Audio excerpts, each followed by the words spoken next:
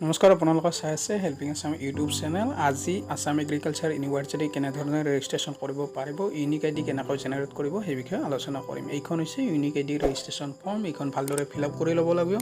তাৰপিছত ইউনিক আই ডি এটা পাই যাব। সেই ইউনিক আই ডিটো AUৰ ৰেজিষ্ট্ৰেশ্যন ফৰ্মত দিব লাগিব আৰু ৰেজিষ্ট্ৰেশ্যন ফৰ্মখন ভালদৰে ফিল আপ কৰি ৰেজিষ্টাৰ নাও অপশ্যনটোত ক্লিক কৰি দিব লাগিব। ৰেজিষ্টাৰ নাও ক্লিক কৰি দিয়াৰ পাছত সাইন ইন অপশ্যন আহিব আৰু সেই সাইন ইন অপশ্যনত ইউজাৰ নেম আৰু পাছৱৰ্ডটো দি লগ ইন কৰি দিব লাগিব।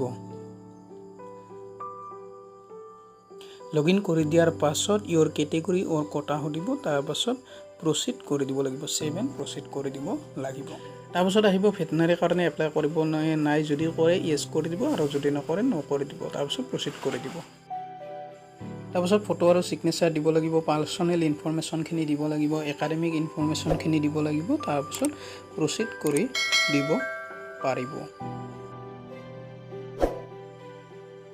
তাৰপিছত আহিছে ইজ ইউৰ ৰিজাল্ট ডিক্লেয়াৰ, য়েছ কৰি দিব লাগিব। য়েছ কৰি দিয়াৰ পাছত সকলোখিনি ডিটেইলছ ইয়াত দি দিব লাগিব আৰু মাৰ্কশ্বিট আৰু চাৰ্টিফিকেটখনৰ PDF ফাইল এটা আপলোড কৰি দিব লাগিব।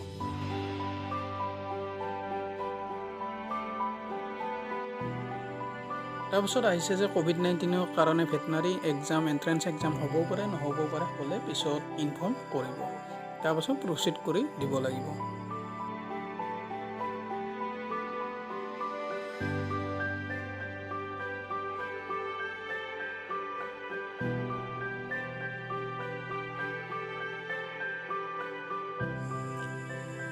প্ৰচিড কৰি দিয়াৰ পাছত কোনটো ছাবজেক্ট গ্ৰুপ আছে সেইটো দিব লাগিব। তাৰপাছত মাৰ্কখিনি দিব লাগিব। মাৰ্কখিনি দিয়াৰ পাছত ছেভ এণ্ড প্ৰচিড কৰি দিব লাগিব।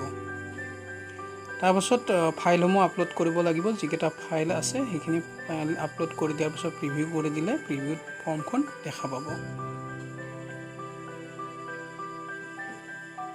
একেদৰে ইয়াত কংগ্ৰেচুলেশ্যন বুলি আহিব, কনফাৰ্মেশ্যন শ্বীটখন চাব পাৰিব, ক্লাছ 11 মাৰ্কশ্বিটখিনি চাব পাৰিব, ভিউ কৰিব পাৰিব। তাৰপিছত এই পেজটো আহিব। এই পেজটোত আপোনালোকে পে'মেণ্ট হিষ্ট্ৰীটো চাব পাৰিব, ভিউ এপ্লিকেশ্যন কৰিব পাৰিব, ডাউনলোড কৰিব পাৰিব, প্ৰিণ্ট আউট ল'ব পাৰিব।